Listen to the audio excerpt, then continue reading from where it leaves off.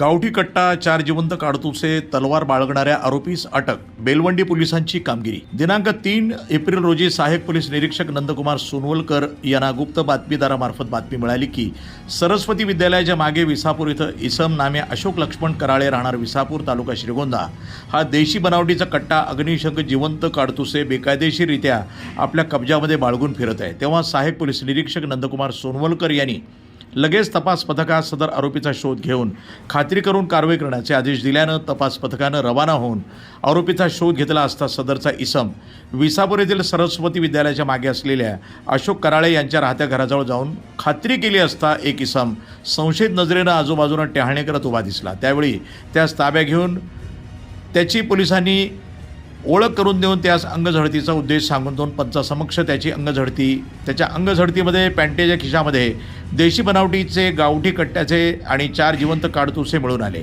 त्यास परवानाबाबत विचारपूस करता त्यानं परवाना नसल्याचं सांगितलं. तसंच सदर जिवंत काडतुसाबरोबर असलेल्या गावठी कट्ट्याबाबत विचारपूस केली असता त्यानं आणखी काही माहिती न सांगितल्यानं सदर इस्माच्या घराची घरचढती घेतली असता त्याच्या घरामध्ये दिवाणाखाली एक लोखंडी तलवार मिळून आली. तसंच त्याला अटक करून पोलीस कस्टडी दरम्यान सदर आरोपीनं त्याच्या घरातनं एक गावठी कट्टा, त्याच्या बटवर दोन्ही बाजूला काळ्या रंगाचे पट्टे असलेला आणि त्यास खाली मॅगझिन असलेले असा गावठी कट्टा पोलीस कस्टडीमध्ये तपासादरम्यान जप्त केला आहे.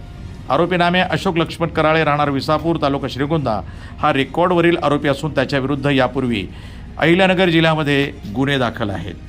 सदरची कारवाई माननीय पोलीस अधीक्षक सोमनाथ घारगे, अप्पर पोलीस अधीक्षक वैभव कलबुर्मे यांच्या देखरेखीखाली होत आहे. वृत्तसंपादन विभाग, न्यूज टुडे 24, अहिल्यानगर.